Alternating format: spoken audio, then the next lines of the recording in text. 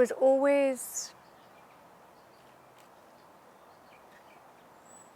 being shown how to play with energy, how to experience the world through a very particular lens that we assumed everybody else was able to see as well. But it's interesting that you asked that question, because obviously Shekinah's story is quite unique in that she's a different soul than the one that was born into the body in the beginning of its journey.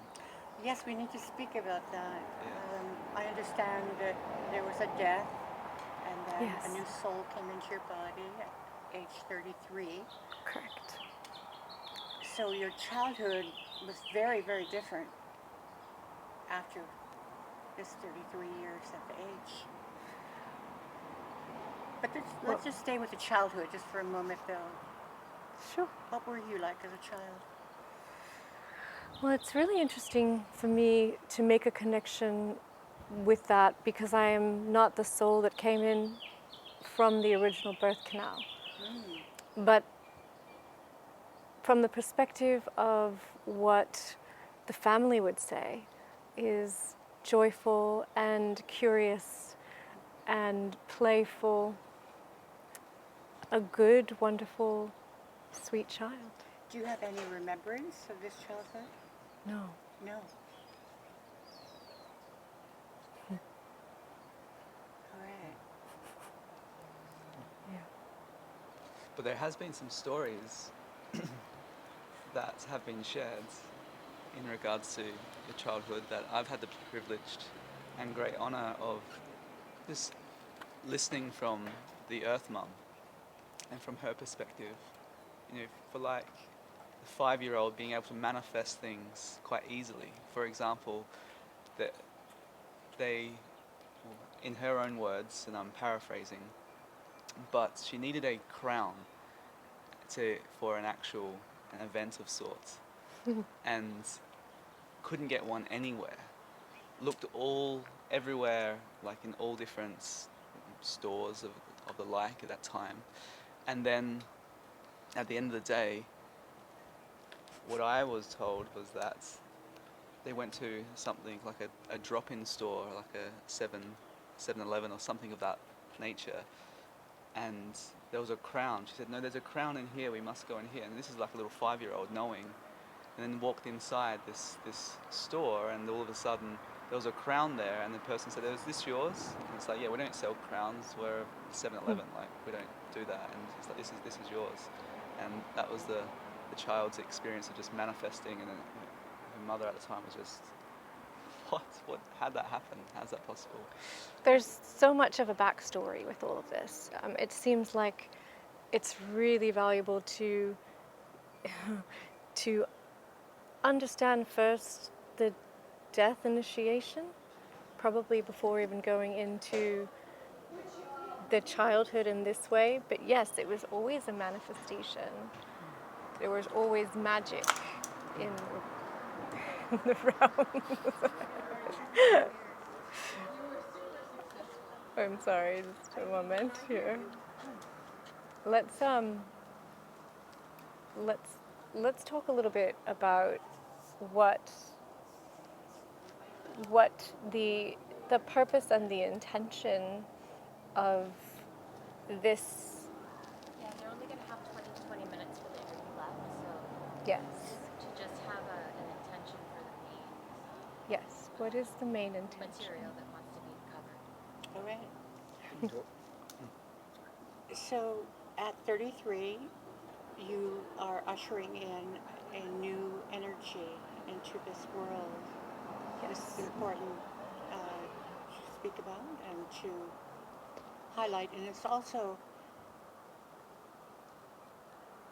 the greater percent of the people are not ready because they have a lot of resistance because of their shadow side, and they're afraid of themselves, and they're afraid of love even.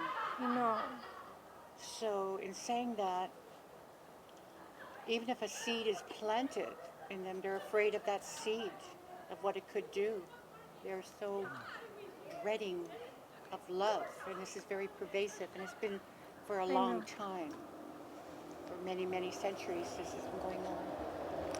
And that's why there are so many amazing people and souls on the planet right now that are really coming to help to bring love to the world and to bring love to the planet. And yes, people are afraid because the ego fears annihilation in the face of love. It is terrified of it, and yet it's something that everyone has to do. We all have to go to the depths of the depths and find that love even within the shadow. We called it light diving because you're bringing the light that you really are all the way down into the shadow parts. And that's what makes it so unique, and that's what makes it so beautiful as well. You know, this fear of love. Of course there's a fear of love. Who has really taught people how to love on this planet? Who are the role models? Who are the ones that the kids look up to? Who are the ones that they see every day in the media? I mean, what is it that they're really doing, giving, sharing that is worthy of love? And so you say people are afraid of love, and they've been afraid of love for centuries. The entire earth right now is still bound by the energies of all of the traumas that have been happening for all of these time that you speak of.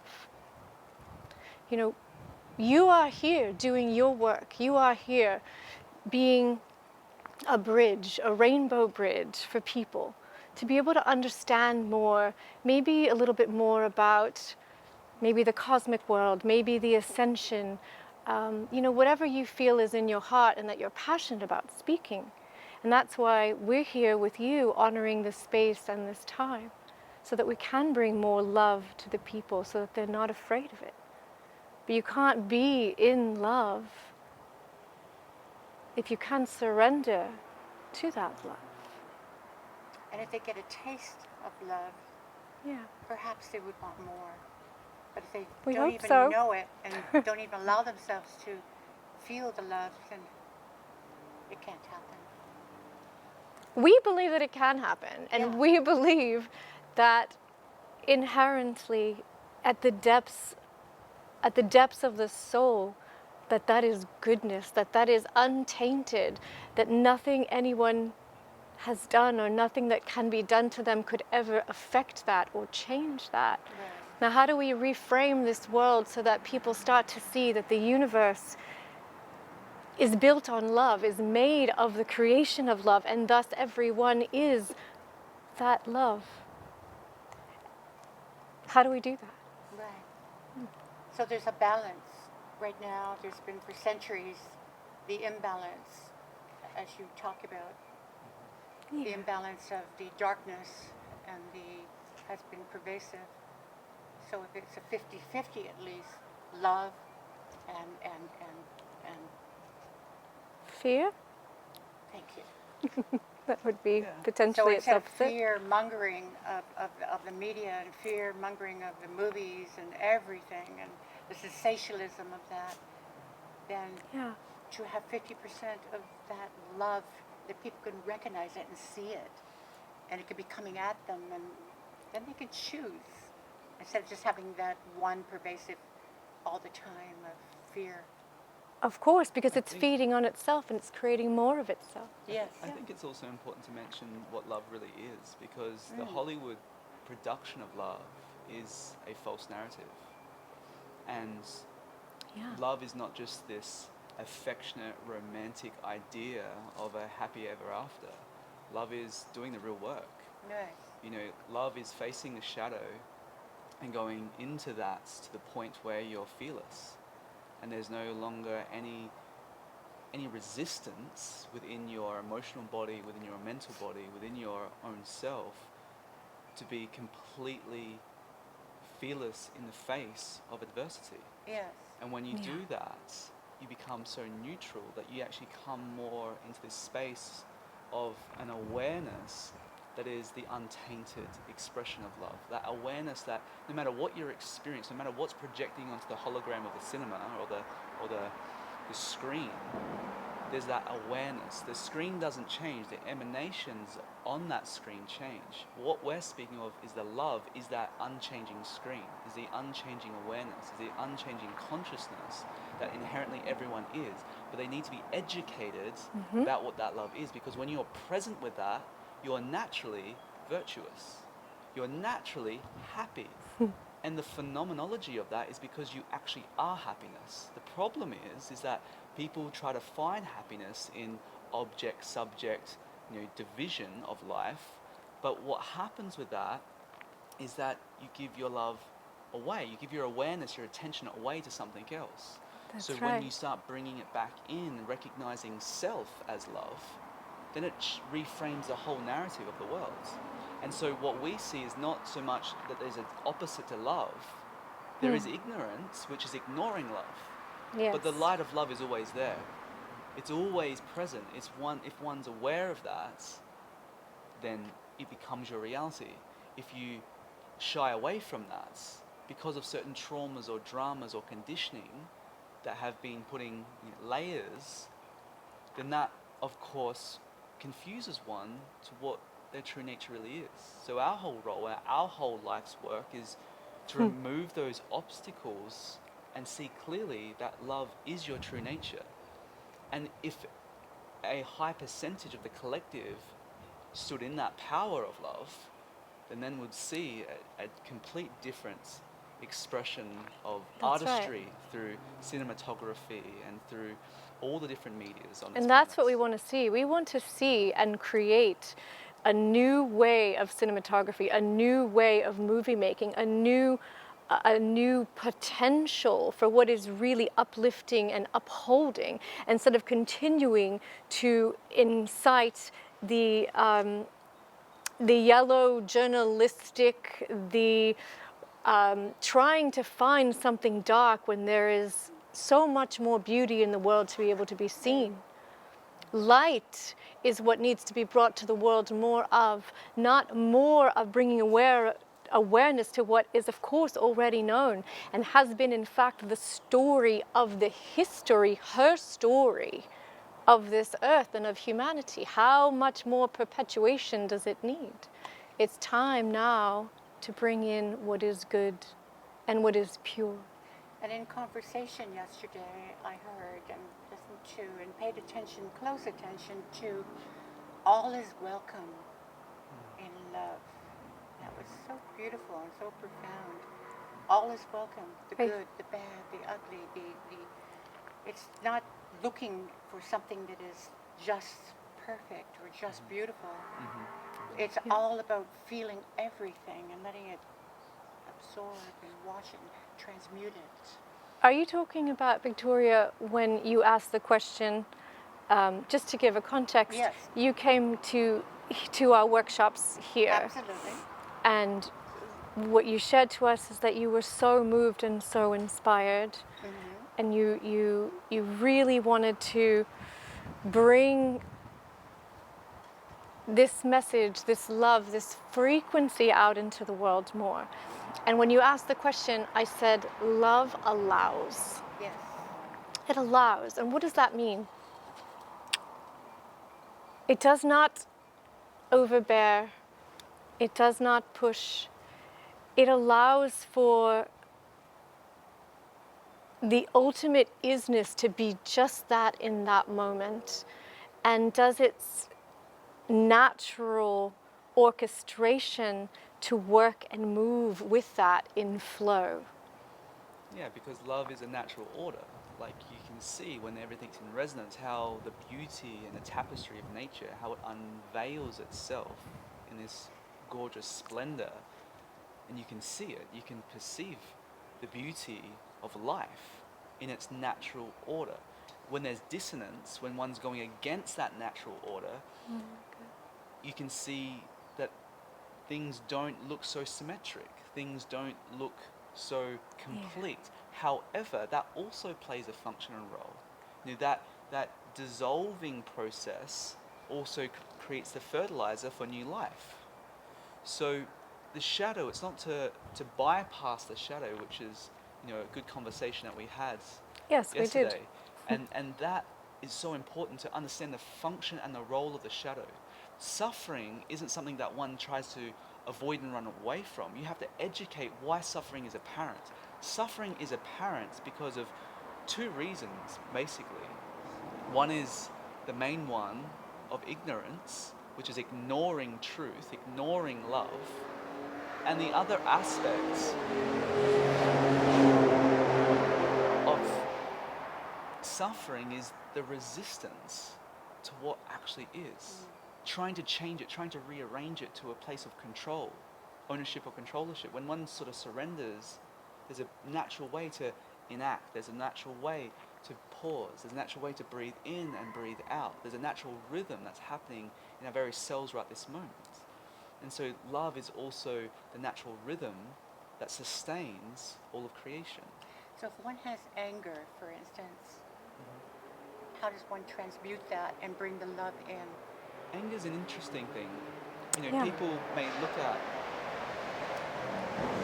anger as something that's negative, but really anger is a mask for deep sadness. It is. Yes. Anger is a mask for deep sadness. Why one is getting agitated or angry is because they're so disconnected from themselves. And that's a symptom of disconnection to their heart.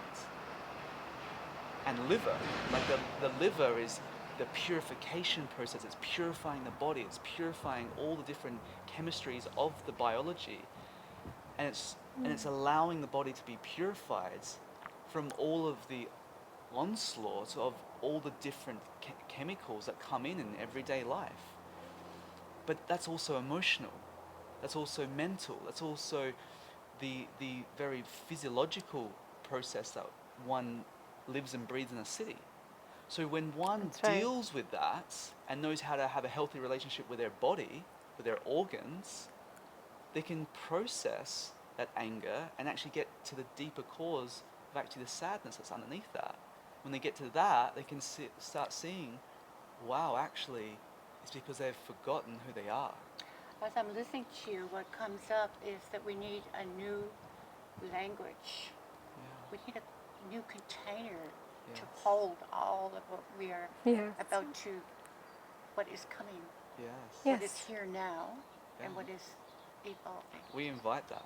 We Yes. invite that. A new It's syntax, a new lexicon. a new absolutely. lexicon. Exactly. Yeah. Yes. For instance, like the word shame, as you said, What does would be that a even different mean? meaning to it. Yeah. You know, And what are words really? What is language really? Language is just something that we've ascribed meaning to Exactly. and utilized as a collective and agreed upon it Yeah. to ascribe its meaning. We can change that paradigm at any moment. and then we attach patterns to those meanings. Absolutely. And then those patterns lock us down and hold us down Or when we're they not evolving. free you because you see them and you go, actually, here's the process of unwinding that bind, and then you're free from it. Absolutely, yes.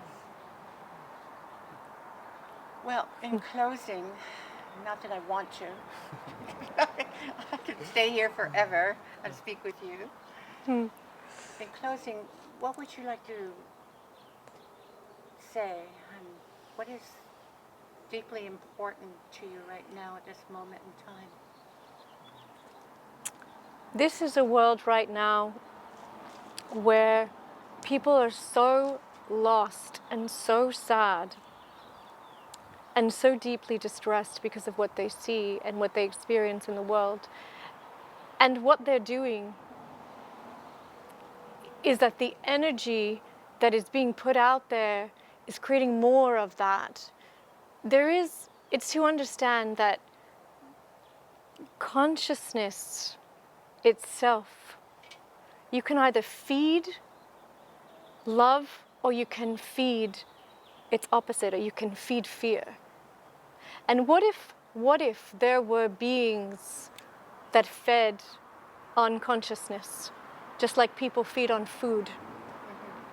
And those beings that were feeding on fear were then able to create more fear throughout the world. And what if there were beings that fed on love and on the frequency of that love, and they were feeding and creating more love in the world.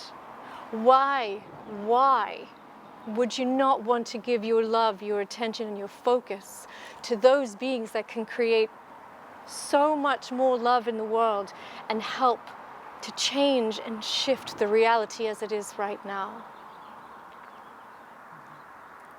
So beautiful, so profound, and so lovely. Would you like to add to this? Yeah, I would share to all the children on this planet, all the adults that have the inner child within as well, is that if your life is reflecting any pain, any sorrow, any fears, any sadnesses, allow that to be a calling card, and allow those messages that you're receiving internally or through your reflections of life to be an opportunity to actually do the inner work. Don't resist those patterns. Don't resist those tendencies to feel yourself truly. When you can go into that, with proper guidance, in a proper way, to go deep to the core of your heart, there is a freedom that is there waiting for you. And every child knows that freedom. They may not know how to access that freedom.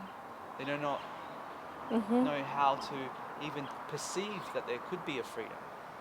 But for the testament of this moment, just want to acknowledge that there is a freedom, and know every single suffering that anyone has ever had is just a calling card to go deep to find the freedom inside you.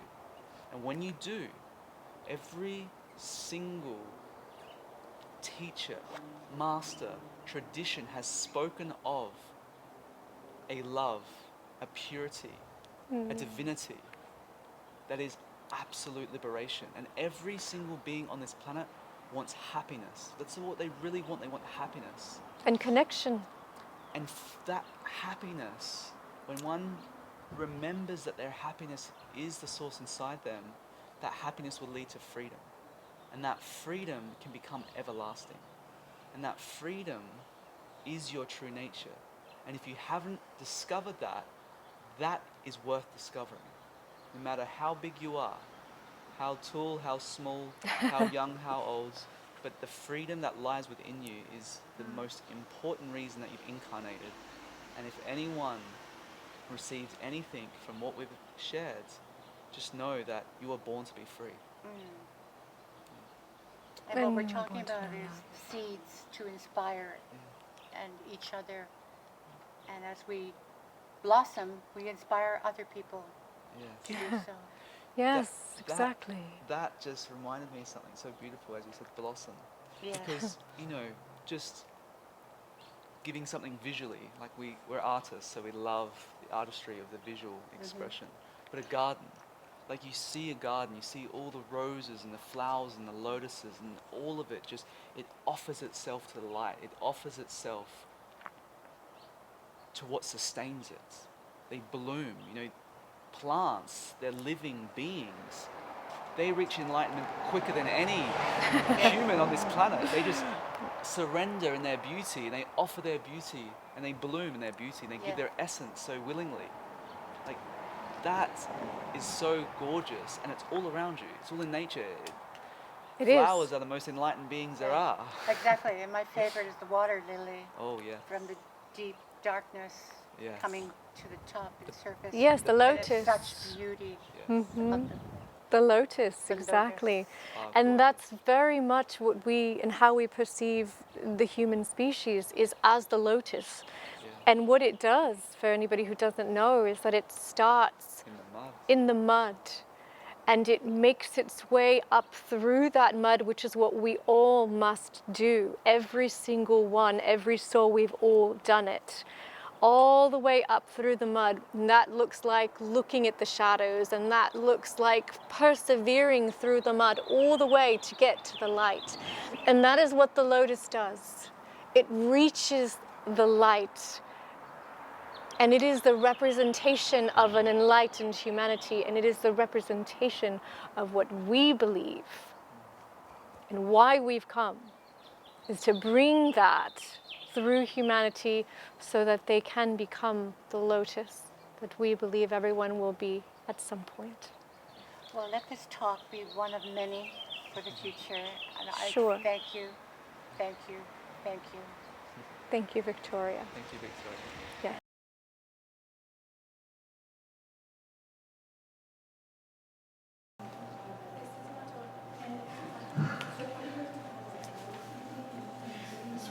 I'll transmit from you.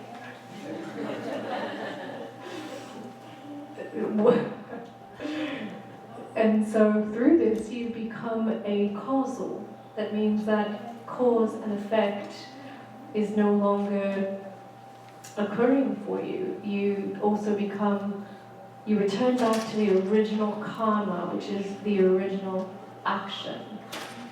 We can talk a little bit about a karma and karma. Yes?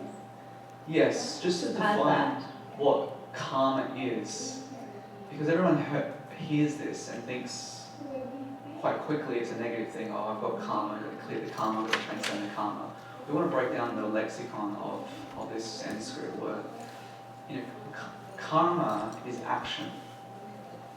Karma is originally the original action, the original inception of creation itself. Anything that is deviating from the dharmic blueprints, dharmic meaning cosmic law, universal law, the operating parameters of this universe and the ascension of the human journey, anything that's against that, which is against the coherence of being connected to or ignoring the connection to that true self, creates this biofeedback loop of dissonance in order for you to then learn what you must do or overcome to return back to the original dharmic blueprints. What the negative connotation of karma really means is akarma. That is the absence of the original action. That is the absence of the purity, of the virtue, of the love that created the original action of creation. So what we have behind us is also a transformative model of what's occurring on the planet.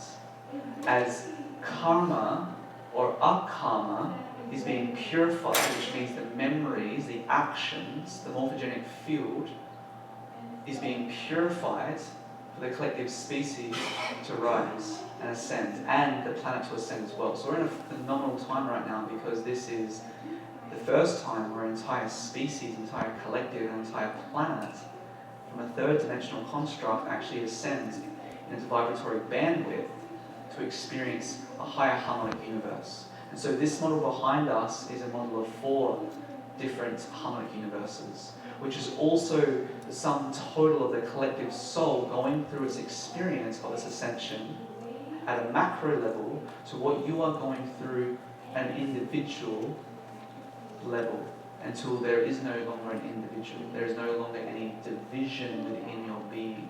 Division within the mind. So the ascension process is at a collective level. We have many factors that are supporting this. We spoke of in our last talk. Who was present at the last talk? Okay, there's many new beloveds that were present. That's what we shared into. Is that there's many different layers that are supporting the ascension. For example, there's this coherent plasmic stream that's anchoring onto the planets right now because our planetary system, the solar system, has come out of a plasmic shield, which are plasmic clouds, creating a repulsion zone, which means repulsing cosmic rays or cosmic radiation to come in full force to our planet.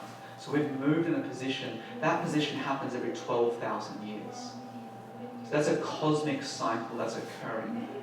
Another cosmic cycle is the astrological alignment that we've moved into the age of Aquarius as of 2020, when we had the signpost of Saturn and Jupiter creating a great conjunction in the sign of Aquarius. Why that's significant is because if you don't know anything about astrology, those two planets represent social consciousness. So they're the two archetypal expressions of what occurs at the collective scale, what is occurring at the collective scale. So when those two planets meet together, the last time that happened was 2,000 years ago, which was the advent of the Piscean age. So the stars are like the clock, the cosmic clock, that's ticking and showing you the cycles that we're in as a collective. Within that cycle, there's also a 26,000 year cycle, which is the entire precession of the equinox, which means the ecliptic, which is every single zodiac that the sun travels through in a calendar year, that is also resetting. So we're in a new cycle as we're coming into this age of time. We're at the very precipice of that. And we're also in a 216 million year cycle, which is basically the resetting of our galaxy. So cycles upon cycles upon cycles, just like we have 4 seasons in some areas of the world. Just like we have a 24-hour cycle. You wake up in the morning, generally, and you go to bed at night. So the serotonin clock, and also the bioenergetic clock that goes through your meridians and your nodal pathways and your endocrinology, or what's known as your chakras. There's a biological process, so everything's going through these cycles, and the ascension process of our planet has a cycle encoded into its makeup, and so does the human genome have an ascension cycle programmed into your physical vessel and energetic field. We have a Philomedas on the slides. So we wanted to show you the unified field. And the unified field, we can call the unified field consciousness, we can call it spirits, we can call it just the field, source field, Holy Spirit. It cannot truly be objectified, because as soon as you name it, you negate the infinite possibilities of what this one thing is. But we use language. It doesn't clothe well in language, it obliterates language, but we will clothe it. And ultimately what we're sharing is a process of refinement that actually changes the augmentation of your field and restructures it in order to support the elevation of your ascension.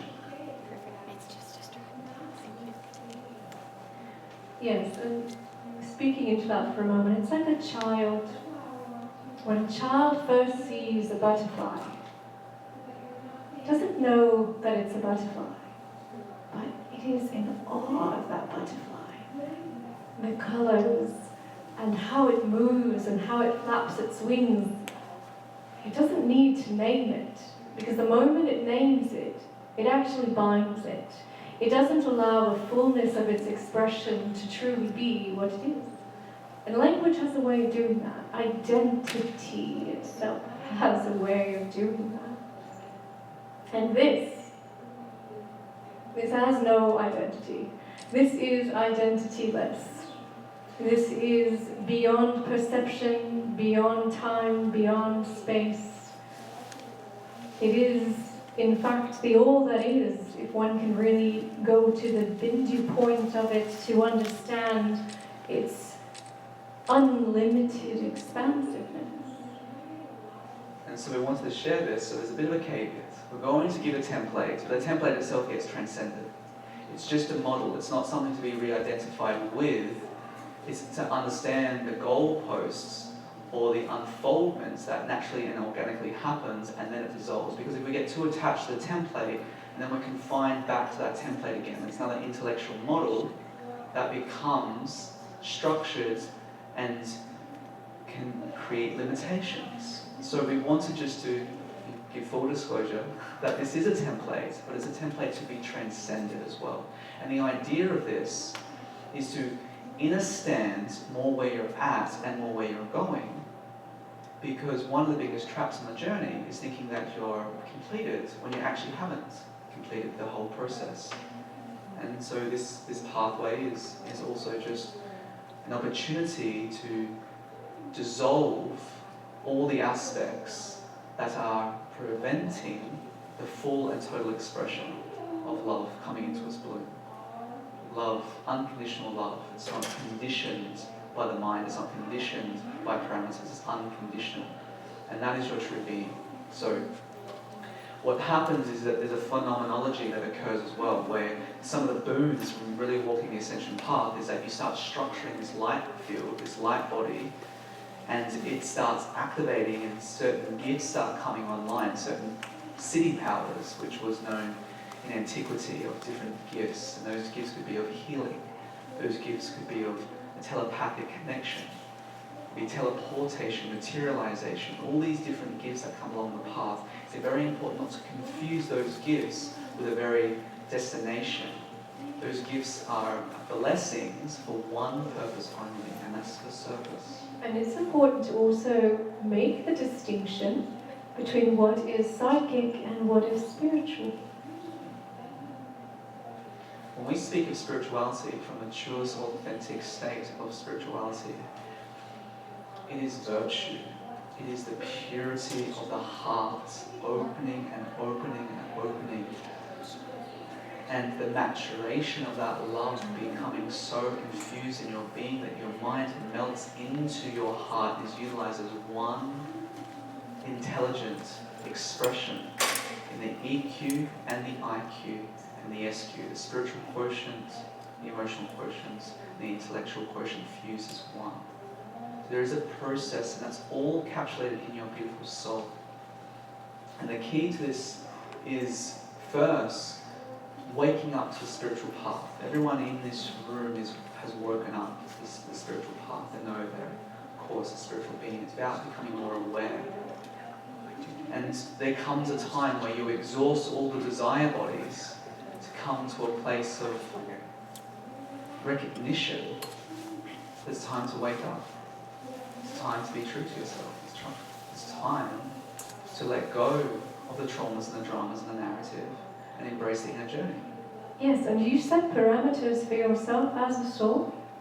Say, okay, at this time, during this cycle, I'm going to bring myself back to who and what I really am. I'm going to start playing this game of illusion, and I'm actually going to be a great beacon of light to help everyone else home. A honing beacon that stands in the light and brings people home who are lost, who are very, very lost. And this is the time. It's right now. And and there is a difference between awakening and awakened. Fully awakened is no questions and no answers. It is the ultimate isness of absolute presence in all moments. The mind stills. It empties. It is as full as it is empty at the same time. And so we begin the journey with the soul. And the soul has many different extensions, many different aspects. So this model that we're expressing right now is a monadic model. The monad is like a unit. The monad is one. It's the oneness, monos, one. It also represents the higher self, the many different councils and committees and spiritual guides and different soul extensions and the memories that you've had upon incarnation upon incarnation. The object here that you're seeing is to embody all of that back into the physical instrument, back into the energetic field in totality. And the journey is to first become aware and take responsibility. Everyone's done that here in this room. And the greatest part of that is your ability to respond with mastery. And some don't have mastery, so you need to learn it. You need to find how to have mastery when life's ups and downs occur again and again and again. And the emotional pendulum swings from side to side, from ecstasy to despair. Learning that mastery the beckoning, callings, the inner calling, to really take a look in the mirror of where you're at and where you really want to be, what you're born to be. And then we go from being self-aware, being aware of your actions, to become aware of the soul. So the purpose of the human is to remember the soul. Every stage that we go through these layers, there's different stages. They're just like stairs in a staircase. Not one is more important than the other. They all lead and unfold perfectly and organically, just as a seed becomes a tree and then bears fruit eventually. This path is encoded to do the same thing. It is a cycle. It is an inner cycle. It's an involution and an evolution. And so becoming self-aware, becoming conscious of your actions, you're not operating from autopilots, you're not operating from your cause and effect. You have a trigger of an emotion, and then someone triggers that and you respond from an unconscious programming. You have to look deeper into that. And when you look deeper, you go more into soul awareness. And the soul awareness, there's twofold aspects. Soul is purification and activation. So we're going to describe and unfold this path from the soul and what we understand the soul to be, sort of like the lower encapsulation of the bodies, the lower bodies, the emotional body, the mental body, the astral body, held within the causal or akashic body. Everyone's heard of the term akashic records? So those are the records of your soul. And so you reincarnate to play out those records again and again and again. And you must purify the actions that have not been righteous, meaning right use of energy, where you haven't aligned with the universal parameters of creation. And you purify the traumas and the dramas held at a cellular level and an energetic level, where you start clearing the misinformation in the field. So when we speak of the soul, we speak of the lower bodies. Begin to interpret the soul as the experiential bodies. And what that means is that the experiential bodies have created and had their experiences through the many levels and layers of reality, both on this plane and outside of this plane, both on this earth and outside of this earth. And it is a collective remembrance of all of these experiences. These experiences have not always necessarily been perhaps preferable, but they are experiences that have led to the purification of the deepest part into the soul core, which is where the light is found. That is the spirit within it. And this purification is happening on a global scale right now. This is what we're witnessing. Great purification, the great prophecies that are becoming fulfilled through the purification. Every single epoch, every single mythos from different traditions, different civilizations have been pointing to this time right now, which is why you all incarnated, and it's a purification on mass scale. And so the purification process, of course, internally, is purifying any conflict, anything that's in conflict to what is, anything that's in conflict with your heart, with your soul, with the love, because at the center of the soul, there's a difference between soul and spirit. In the East, it's known as the Jiva and the Atma. The Jiva is the unique expression. So the aspect in the West of the soul is the unique soul signature, the different emotions, the different attributes, the different expressions and experiences that only you have had at that individual level. You've had those, you're the sum total of all those experiences. And at the deep core, the soul core, the light of the soul is the same as spirit. That's why the oneness, the holographic expression of oneness, all souls borrow their light from the Holy Spirit. Or there is only one Atma and many Jivas. The illusion is that there's many different Jivas. In the one reality, there's only Brahma, or there's only the divine, there's only presence, there's only love. But in the experiential world of form and of matter, there's many different expressions, unique expressions like fingerprints. They're all unique, like snowflakes. They're all unique, like every drop of water is unique to every other drop. And so you are a unique expression of all your experiences. And through the purification process is to purify the conditioning, the causal conditioning of those very experiences. Because if you do not do this, after you pass this vessel and you drop this vessel and you move through the bardo states, the hereafter, the life between lives, anything that is still held within your bioenergetic field in your lower bodies that hasn't been purified, it goes back into the seed states within your causal body or the Akashic body or your Akashic records, and then that promotes another incarnation cycle again and again and again and again to infinity and beyond, until you wake up and go, this is the path, this is the time. I am choosing to walk the whole pathway home. And that's why you're here.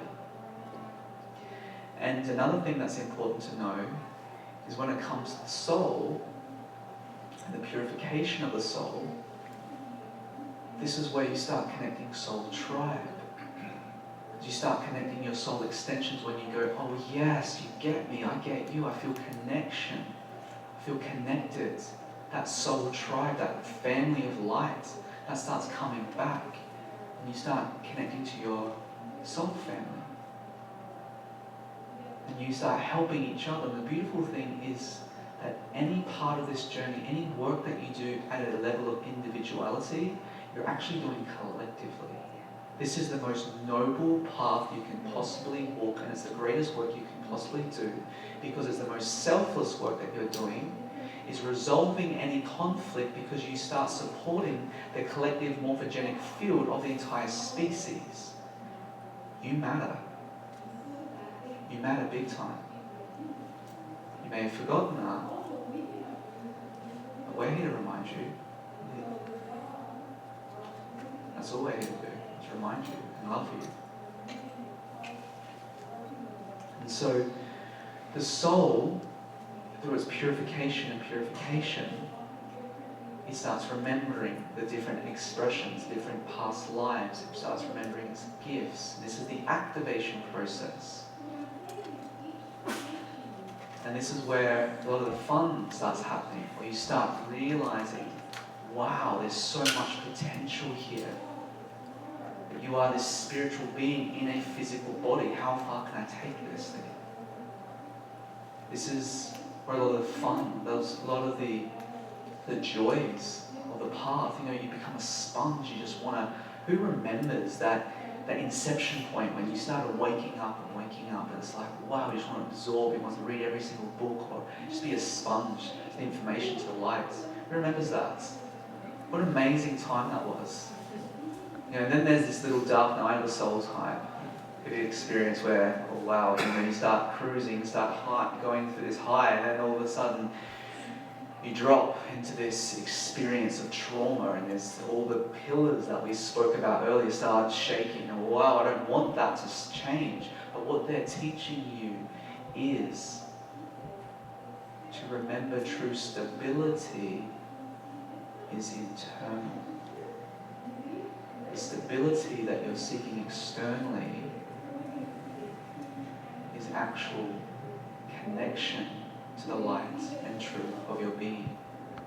So letting those pillars crumble is the only option you really got, which is surrender. And sometimes it's hard, sometimes it's a health concern, sometimes it's relationships that's dismantled, sometimes it's old trauma that comes up to be processed. Sometimes it's terrifying. That's why community, soul family is important to come together. But many have forgot that because the programming matrix of this world is sort of dividing people in a way. It's unfortunate.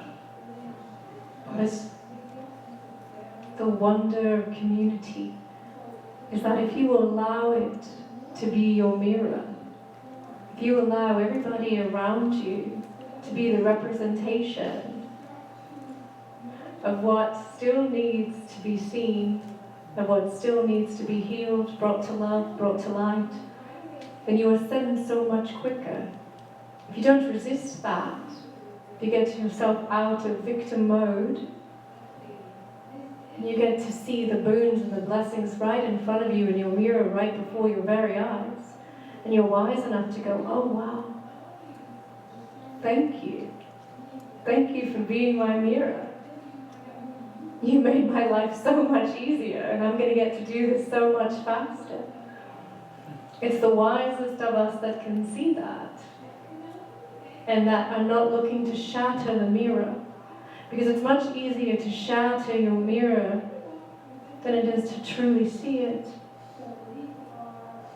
And yet when you do truly see it, even if there's trauma there, even if there's anger, even if there's sadness, to truly see it is the greatest gift.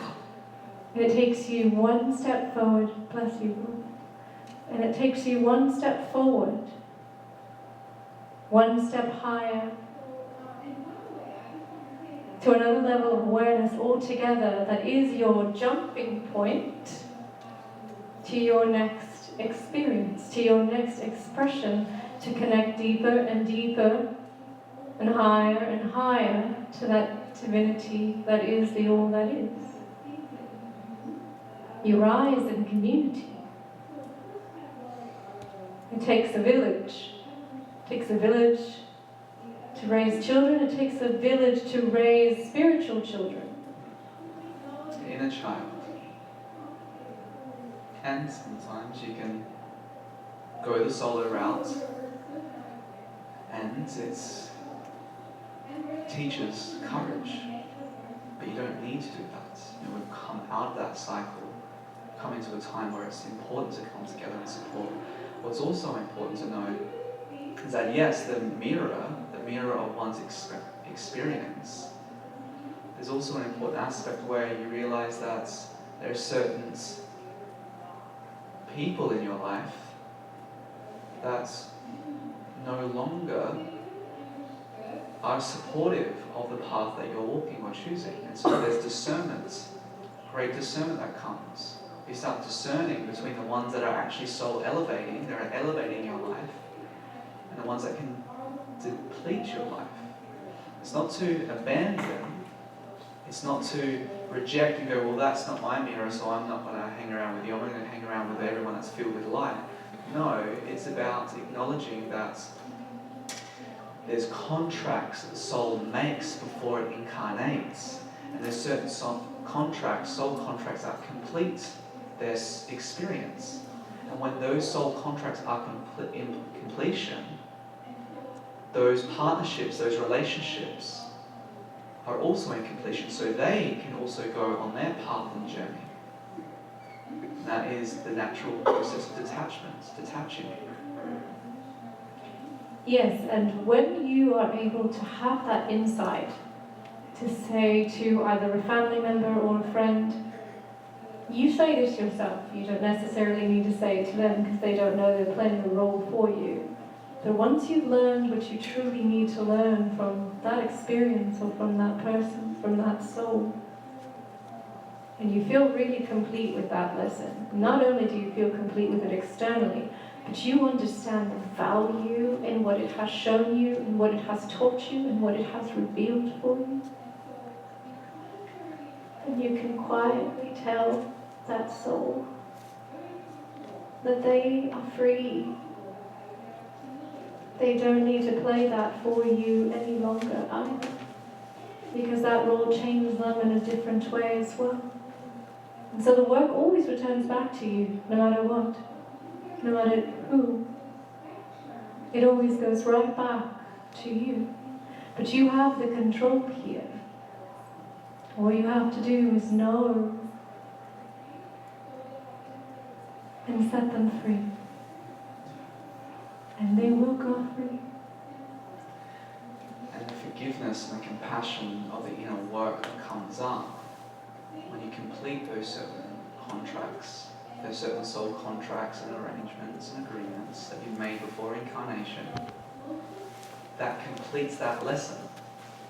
Inside your biology, you have this entire nadial pathway, like spiritual nerves basically, which is your entire records of your soul.